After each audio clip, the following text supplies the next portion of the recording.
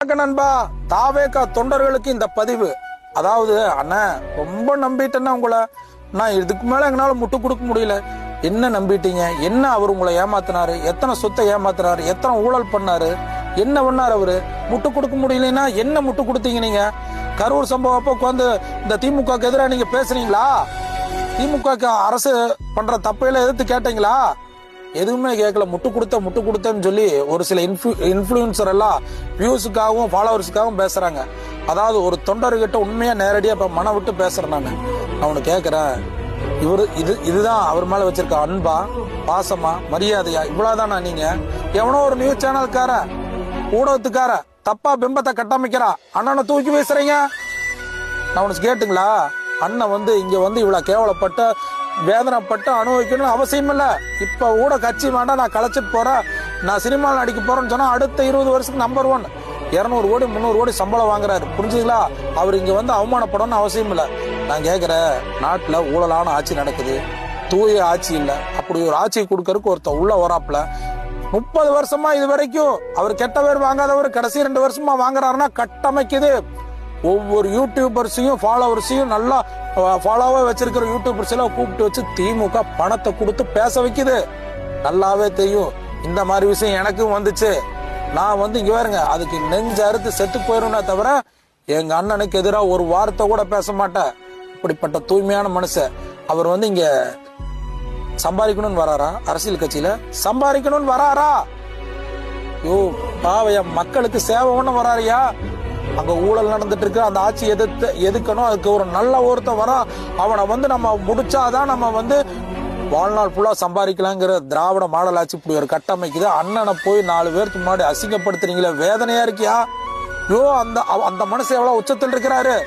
இப்ப கூட வெளியில போனா அத்தனை ப்ரொடியூசர் நிக்கிறான் பட வாய்ப்புக்கு. எவனோ ஒரு மீடியாக்கார வெச்ச வேலை பண்ணிட்டு இருக்கிறான். அண்ணனை தூக்கி வீசுறீங்களே. மேடையில் என்ன கேட்டாரு? என் பின்னாடி நிப்பீங்களான்னு கேட்டதுப்பா நான் நிப்பேனான்னு சொன்னீங்க.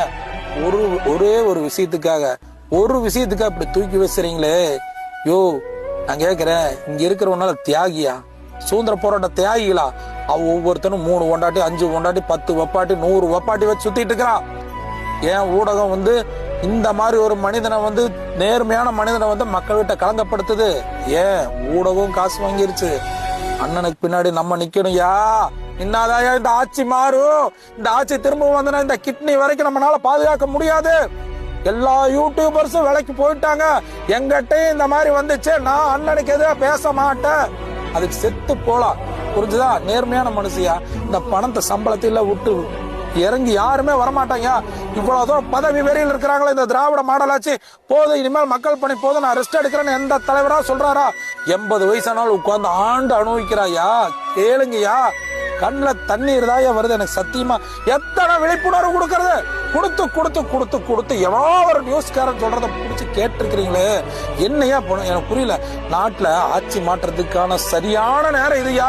இந்த தடவை நம்ம விஜயனை விட்டுட்டோம்னா இந்த திராவிட மாடல் ஆட்சியை நம்ம வீழ்த்துறது கஷ்டம். புரிஞ்சுதா? 75 வருஷமா அவன் என்ன வச்சிருக்கான்? ஒரு 10,000 தொண்டர்கள் கூட அவங்ககிட்ட கிடையாது. காசு வச்சிருக்கிறான், வருமானம் வச்சிருக்கிறான். அவன் நினைச்சா யார வேணாலும் விலைக்கு வாங்கலாம். இப்ப நல்ல யூடியூபர்ஸ விலைக்கு வாங்கி பேச வைக்கிறாயா? அண்ணனை விமர்சனம் பண்ணாதீங்க. அண்ணனுக்கெல்லாம் இப்படி நடுத்தரவில் நின்று கேவலப்படணும் அவசியமா? யோ நம்ம அண்ணையா. யோ நான் சொல்ற கேளியா. உங்களுக்கு எனக்கு ஏதோ பதவியோ பணமா கிடைக்கும், நான் முட்டு கொடுக்கலையா? தாவேகா தொண்டர்களே, அண்ணனை விமர்சனம் பண்ணாதீங்க. கையெடுத்து சொல்ற.